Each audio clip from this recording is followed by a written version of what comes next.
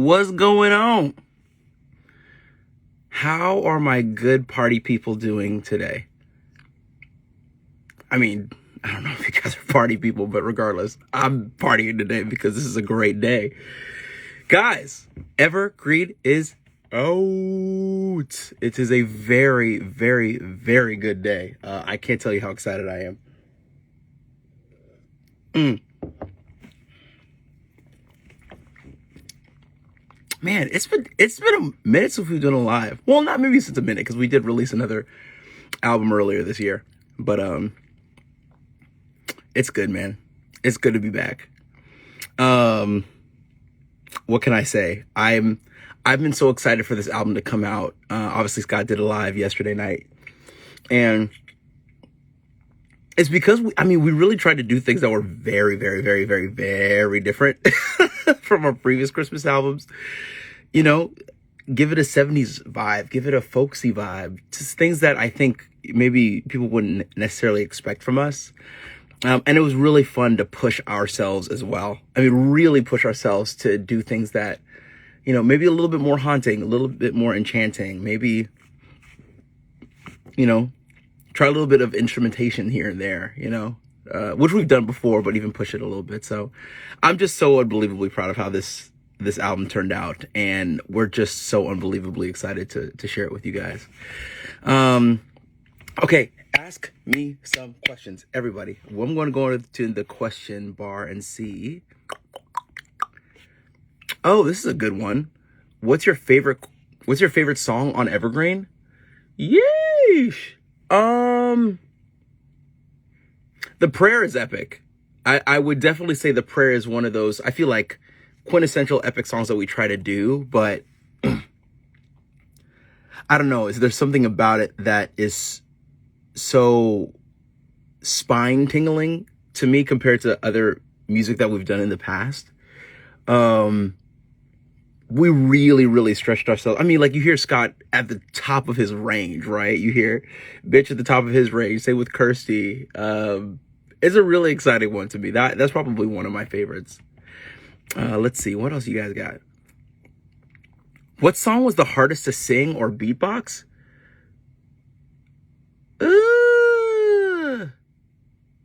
You know what? I don't know if you guys would expect this answer, but I think My Heart With You and I Just Called. Really making sure that all the phrasing, all the timing, and the central focus that we all had when singing the song was so narrow and clear that when we stepped into the booth all together to sing the song, it felt like we were just flowing. I think that took time. That's one of the songs that we really did sing all together. Others we kind of did in pieces and parts, but that one it took us a while to get the essence correct. That's one of my favorites, absolutely. But yeah, definitely one of the hardest to sing. Oh, question. That's nice. Who played guitar on Evergreen? There was one of the songwriters, Eric, who had played the guitar in the demo, and we really, really loved it. And we said we didn't really want to change anything about it. We wanted to keep the guitar in there. So how we're going to pull off a guitar on tour, I am not sure. So don't ask that question yet, please, because I can't help you yet. We're figuring that out as we go. That's a good question. Where did the inspiration for the sound of the album come from?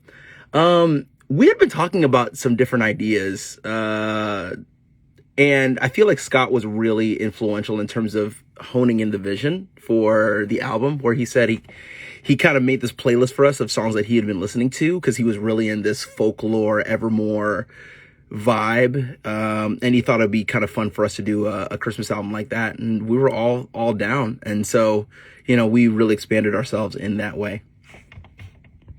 These are fun questions. Keep them coming, everybody. How was the process of recording the album? That's a really good one. So this album, first of all, we did this on a scale of 1 to record time. Oh my goodness, great God Almighty. We did this in record time. We did this album about in a month, or like 6 weeks from concept to pre-arrangement to get into the studio and recording all of it. I say this album and the previous Christmas album were the two fastest we had ever recorded. There were times when we were definitely pulling our hair out in the studio. But we all went into a recording studio called Henson in Los Angeles. And it was actually fun because there were some really famous artists that were there that were just kind of hanging out and doing their recordings. Like you see Harry Styles in this one, you see John Mayer in this booth, and you just kind of see them hanging out for fun because, you know, that's what recording artists do. So that was nice to be in that vibe with all those great artists as well. And yeah, we cranked that bug out. Let me tell you right now, we cranked it out. Let's see what else you guys got. Oh, that's interesting. Oh, response couldn't be shared. But out of all the Christmas albums that we've made, which one is probably my favorite? Yeesh, that's a hard question. I mean, because every single album has holds a different place in my heart. I mean, the 2014 That's Christmas to Me album was very special because I think it was one of the ways we broke in the industry. And we fought really hard, really hard. I mean, I'll tell you a story. There was one time when we were doing this Christmas promo for the 2014 album. And this is obviously before we had a Christmas tour, so we had time to really promote. We flew from New York to Germany to Japan, all the way back to New York in the span of like 4 days. It was nuts. My body did not know where it was. It was so hard. But I mean, we really tried our best to promote this so that, you know, maybe we had a chance of breaking and it really worked. So we're thankful. But that's like one of the hardest time periods I think we've had. But that one was special, I think. Obviously this album's fun. It's just a departure. Yeah, I mean, every Christmas album's different, but each one's fun. So, and obviously there's probably going to be more to come. So there you go. Let's see. Interesting. This is a good question. Do you have a quote or situation that changed your view on something? Yeah, actually, so I work with a coach. I guess you call it high performance coaching. I love this man. I actually have a call with him in 10 minutes. So I'm excited to be able to use this coach, this phrase with you guys, because he'll be excited that I used it on this live. But he told me gratitude is the fuel of all success. And I was like, what? I mean, gratitude makes me feel good about myself. But he goes, no, you have to understand. The thing about gratitude, it allows you to see where you came from. Feel those emotions, feel those hardships that you had. And you see where you are now. And the difference between then and now can be overwhelming. And that lets you know that there's more to be done. There's more that you can do. It gets you through the harder times because you're gracious for the previous times that you've also had. So I think that's definitely one that's stuck with me. I'd say another one is plan the work so you can work the plan. That's probably the other quote. A lot of people, I think, do a lot of work, but is it really their life's work? It may be work for their company, their other people, their friends, their family, but is it the thing that needs to be done for them so that they feel the most alive? So I think that means you have to plan what is your life's work in that way. And then if you plan it out well, schedule it, time manage, then you'll be able to work a plan in place that allows you to feel that joy every single day coming into your work. So those are probably the two that have influenced me a lot. This is fun. Oh, question. Good. Oh, I can't share this one. It was, how's your daughter doing? Kaya's great. She's taking a nap right now with mom. She gets funnier every single day. One funny thing that we're noticing is that whenever I start to beatbox in front of her, she just starts to go, Which I'm like, where'd you learn how to do that? And then I think to myself, it's probably because she sees me doing it every single time, which is fun. She gets funnier every day. She gets lovelier every day. And it's also cool to watch her look at my mom, her grandma, and start to recognize who she is. I think in the past, she thinks grandma was somebody that was almost like a babysitter that took time away from mom and dad time. And because we'd go off on dates and stuff like that. And she's like, wait, you're leaving me alone with this woman? Oh my gosh, where's my parents? Now I think she's seeing my grandma being like, oh, what's good, grandma? How you doing? I miss you, girl. Like, which is exciting for me. So yeah, she's doing well. My wife's doing awesome. She's such an amazing mom and so dedicated. So I've been very, very, very thankful for that. Let's see, what else y'all got? What else you got? Would you come to Mexico again? Absolutamente. If you could travel to, I don't even know if I said that right. I hope I did. And if I didn't, please forgive me. Let's see. Did Kaya listen to the album? She's listened to some songs. Not the whole album, I think. Let's see. I want a good question. This is a good question. Is there any song which you guys successfully did on the first take? I can tell you right now. Absolutely not. Absolutely not. Oh my gosh. I mean, I'm thankful for our talent and I believe we're talented, but like, to do what we do takes work. We cannot just, oh yeah, here we go, first take, boom. Nah, that's just not how it works, everybody. No, it took a lot of tries, took a lot of time. I will say this though, there are times whenever we're recording where words like feeling it, and like I remember in Daft Punk, the transition from in Kirsty's verse to the bridge right before the hook that Mitch comes into, that whole place, I remember I was recording and I was just feeling it and I tried something, and that whole part that I just did that. I was just feeling it. I did it. And Ben looks at me after I was done. He goes, we're keeping that. You don't have to do that again. That was great. And I'm like, I didn't even know I was going to go there. He goes, I didn't either, but it worked. So there are definitely times where it happens, but most things on this album, no. It took a little bit of time. Tour in Europe. Yes, we're absolutely touring in Europe. Actually go to ptxofficial.com/tour and you'll be able to see our tour dates there. Please come. And also guys, please come to our Christmas tour. I'm so excited for this. It's like so exciting to tour again, y'all. Like, obviously be healthy, stay safe, wear a mask if you can. Like, please, we'd love for you guys to come and feel welcome here. We really are excited for you guys to come to this tour. Funniest memory in the process of recording this album, it's literally just the late nights. I mean, there were a couple of nights where it was just like me, Ben, Matt, and Scott.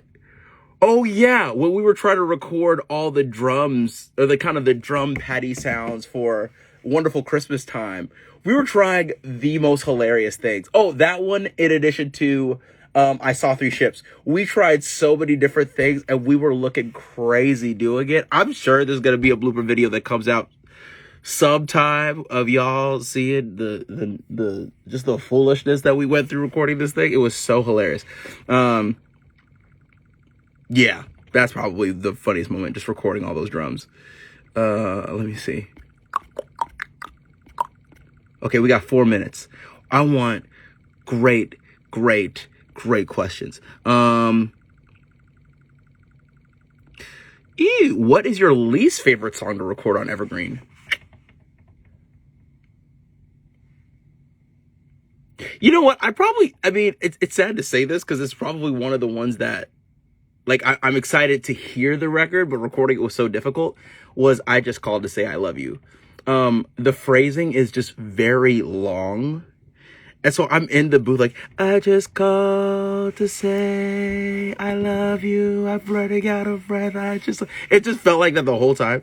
So it was just, I just had to do so many takes. So many takes. And we all did. But, you know, it turned out well. So I'm thankful for that. Okay, 3 minutes. 3 minutes. I gotta find a great question. What's the best Halloween costume? You know what? I don't know. Because to be honest, I wasn't really one that ever celebrated Halloween growing up. But, and maybe this will tie into actually a bigger story, I'll say. This is the first time where I'm actually doing Halloween because I have a daughter. And we're gonna be like a Winnie the Pooh type family. Like, I think I'm Eeyore. I think Kaya's like Tigger. I think Lee is I forgot what she got for herself. But I guess the larger message for me is I feel like throughout my life I've never understood the necessity of like breaks and rest time, and I just felt like I just want to keep going. I want to keep making more music. At the time I wasn't dating, I didn't have a family, I wasn't married, so I was so focused on learning and growing and being the best me. And I'm so thankful I did that. Don't get me wrong, I don't regret any of that for a minute. But I think a lot of friends would ask me, Kevin, why don't you take a break? Why don't you take a second to breathe? And I said, I don't understand the need for it. I'm learning and intaking so much. But now that I have a daughter, I see the purpose for rest, because I want to connect with this beautiful human whom I get to know for the rest of my life. If she'll have me. I mean, you know, we'll see that. But, you know, if I'm excited for that. So intentionally making sure there are times in my day that are just for her, that are focused on her and nothing else. No Pentatonix, no my own music, no nothing. Just her and the family. Man, it's been really beautiful. And I absolutely love those downtimes now. So I'm thankful. Very, very, very thankful. Oops. Okay. Oh my gosh. What songs are originals? I think it's just Evergreen, actually. I think that's the only one. Oh, you know what? Okay, I'll answer this question and then one more question. Favorite music video you've ever done? Probably, honestly, I wasn't expecting to say this, but A Little Space. That video, vibe-wise and look-wise, I just thought was absolutely amazing. Or Midnight in Tokyo. That video is insane to look at. All right, one more question. Oh, I hope I can answer this in time. If you could associate every member of PTX with a song on Evergreen, what would you say? Mitch is River, because he's very calm. Matt is Wonderful Christmas Time, because he's just jolly. Scott is probably The Prayer, because he just loves epic sounding, oh my goodness type stuff. Probably me, Frosty, because it's like got a little bit of swagger, got a little bit of a vibe, right? I think that's probably me. Kirsty, I would say Over the River, because she has so many cool projects and she's going to here, there, and everywhere. And I feel like that song has this kind of energy of tackling so many different aspects of life and